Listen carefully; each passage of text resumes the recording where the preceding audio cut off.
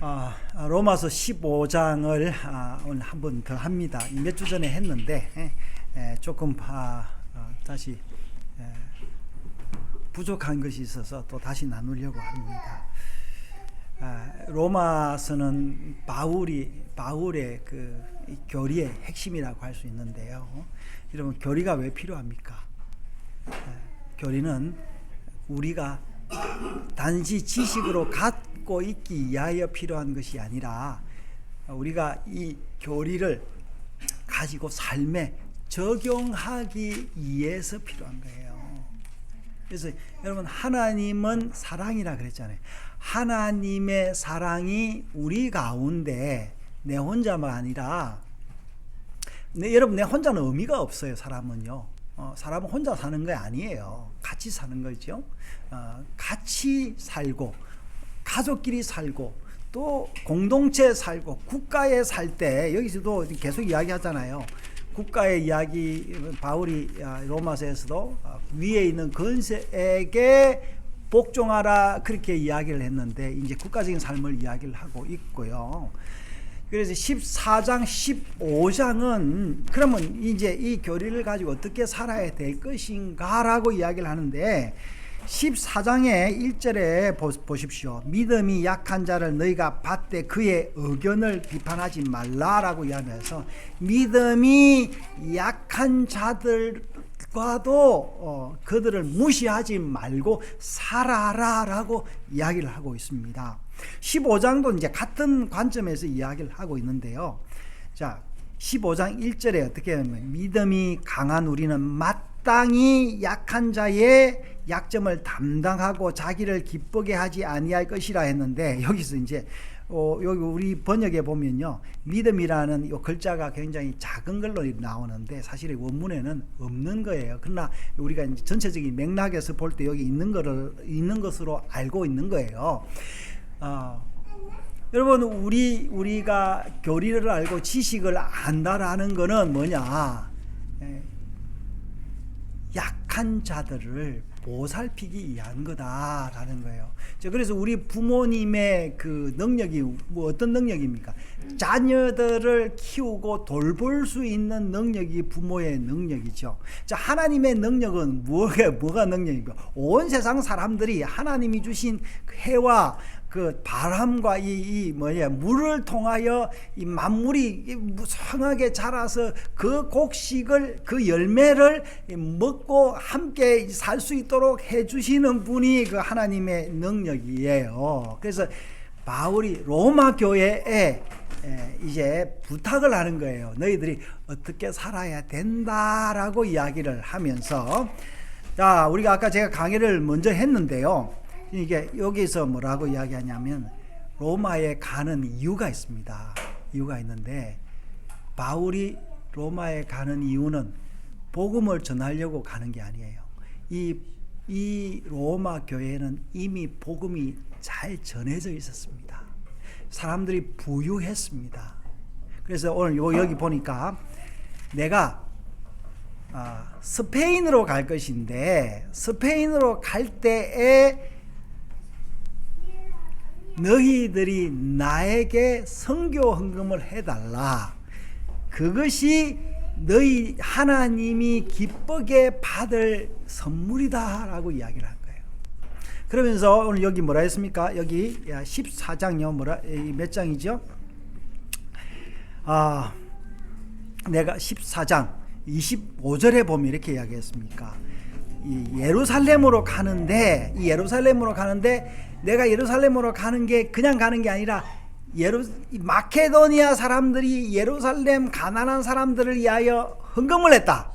그렇기 때문에 이 헌금을 예루살렘 교회에 나누어 줄 것인데 너희들 또한 내가 스페인으로 갈 때에 똑같이 나에게 헌금을 해서 스페인에게 복음을 전할 것을 전할 그 비용을 좀 대라라고 이야기를 한 거예요.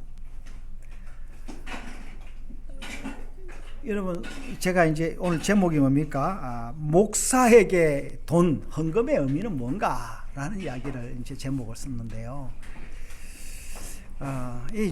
제가 이제 개척교회니까 여러분들한테 뭐 처음부터 제가 대놓고 이야기를 했죠. 헌금 생활에 대해서 대놓고 이야기를 했는데, 여러분 뭐 제가 뭐 11조를 율법적으로 해라, 뭐 감사헌금을 뭐 어떻게 해라, 뭐 이런 이야기를 안 했습니다.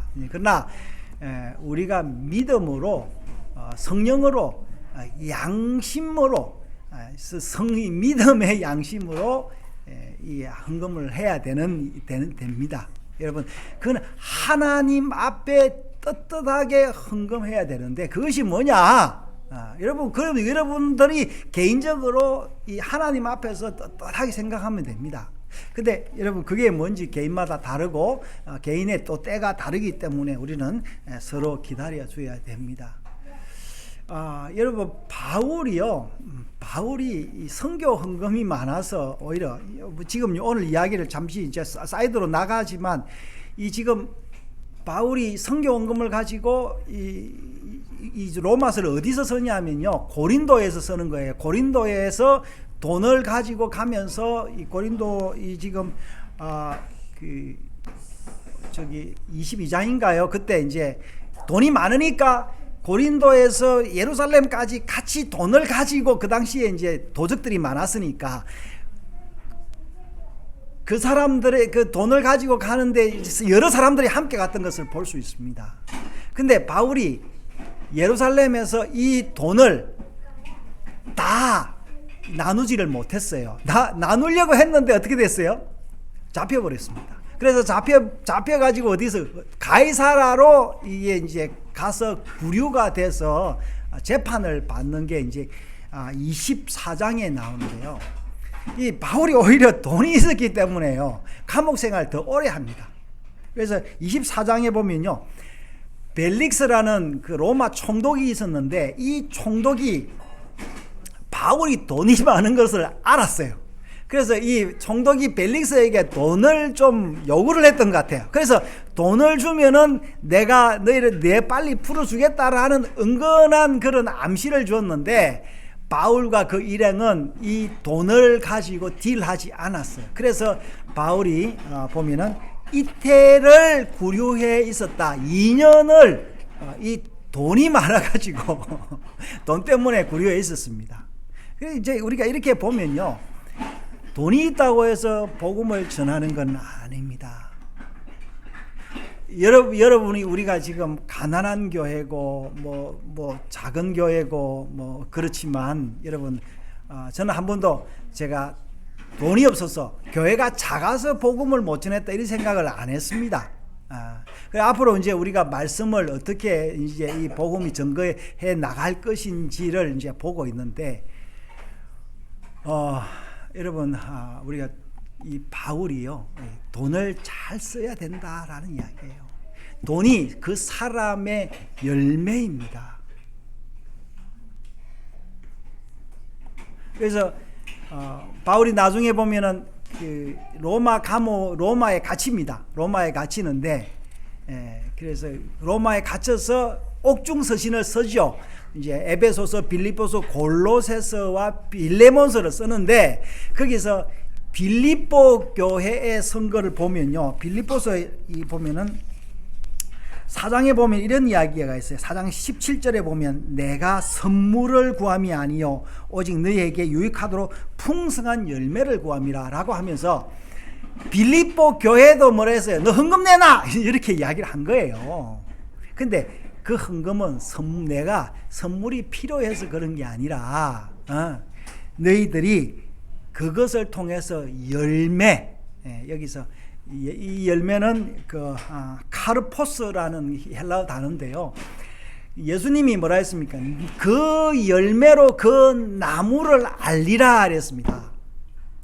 그래서 여러분들이 부모님께 드리는 선물, 하나님께 드리는 선물, 친구에게 드리는 선물이 마음인 거예요, 사실은요. 그래서 여러분 보면요, 말만 잘하는 사람은 친구가 없습니다. 선물을 많이 하고 밥을 많이 사는 그 사람들에게 친구가 많은 거예요. 그리고 사업은 누가 잘하느냐 하면은 그렇게 많이 나누고 퍼주는 사람이 사업을 잘하는 거예요. 자,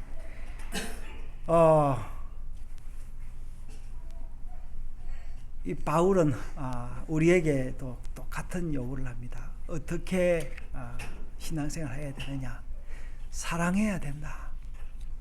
여러분, 하나님을 믿는 게 뭐냐? 예수님이 우리를 위하여 이 땅에 오셔서 십자가에 못 박혔습니다. 그래서 우리가 구원받았습니다. 이 구원의 그 은혜를 나누어야 된다라는 거예요. 여러분, 우리가 이 구원의 은혜를 나누는 게 굉장히 어렵습니다. 우리가 북한은 우리 민족이다 그렇게 이야기를 하고 있죠. 그래서 북한에 가난해서 우리가 뭘 좀 주려고 하면요, 이 일부 사람들은 뭐 거의 공산주의자들한테 자비를 베푼다고 난리예요. 그러면서 우리는 어릴 때 뭐 부르냐면 우리의 소원은 통일, 꿈에도 소원은 통일, 이 노래 부르면서 살았는데 도대체 어떻게 통일하자는 거예요? 마치 러시아가 우크라이나를 그냥 쳐들어가서 부수고 그 사람들을 마음에 안 드는 사람을 뭐 이름 붙여가지고 죽이고 그 땅을 차지하는 게 통일일까요? 유대인들은 여러분 풍성했습니다. 말씀이 풍성했어요. 이 로마 교회도 풍성했어요. 이 풍성을 누구에게 나누라고? 이방인들에게 나누어라 라고 오늘 15장에 보면요, 이 지금 여러 이야기를 하고 있는데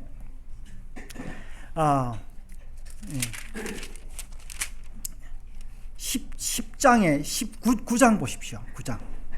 9장에 보면 열방 중에 주께 감사하고 주의 이름을 찬송하리라. 10장이에요. 열방들아 주의 백성과 함께 즐거워하라. 이 또 계속 말씀 인용합니다. 또 그래요. 저 시편 인용하면서요, 11절에 보면요, 주를 찬양하며 모든 백성들아 그를 찬송하라. 또 이사야서 인용하면서 12장 12절에요. 이새의 뿌리 곧 열방을 다스리기 위하여 일어나는 이가 있으니 열방이 그에게 소망을 두리라. 그래서 13절은요, 결론적으로 이렇게 해요. 소망의 하나님이 모든 기쁨을 평강을 믿음 안에서 너희에게 충만하게 하사 성령의 능력으로 소망을 넘치게 하려 하노라 라고 이야기하면서 14장부터 뭐라고 이야기하느냐면, 자, 너희 유대인들 옛날에 소와 양을 잡아서 번제를 드려서 하나님께 예배를 드렸는데 이제는 누구를 해라고요? 이방인을 제물로 해서 예배를 드리라라고 이야기를 합니다. 여러분, 유대인들이요, 제물을 사는데 상당히 돈이 많이 듭니다. 여러분, 우리나라도 장자 집안에 제사가 있잖아요. 제사할 때마다 여러분 자반 사고 제사상 차리는데 돈이 많이 들잖아요. 그렇죠? 들듯이 유대인들도 그 제사를 드리기 위해서 돈이 들었는데 이제는 그 돈을 누구에게 쓰라고요? 소나 양을 잡는 데 쓰지 말고 이방인들에게 복음을 전하는 데 돈을 쓰라라고 이야기를 합니다. 그러면서 내가 이제 아까 처음에 말씀드렸는데 이게 마케도니아 교회가 빌립보 교회가 본을 보였지 않느냐라고 이야기를 하면서 이제 너희 로마 교회도 이를 위해서 해라라고 이야기를 하고 있습니다. 사랑하는 여러분, 돈은요, 재물은 하나님이 우리에게 주신 축복이자 또 더 나은 축복의 도구예요. 여러분, 돈은 우리가 써야 되는 겁니다. 모으는 게 아니에요. 여러분, 때가 되면 써야 됩니다. 그러니까 돈을 오로지 모으는 그 재미로 살아가는 사람들은 굉장히 불행한 사람들이에요.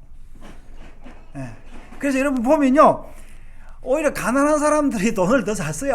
그러면서 우리가 보는데 참 보면 그래요. 그 부자들은 돈을 못 쓰고 돈을 모으는 재미로 살아가는데 어찌 보면 하나님이 공평하게 하신 것 같아요.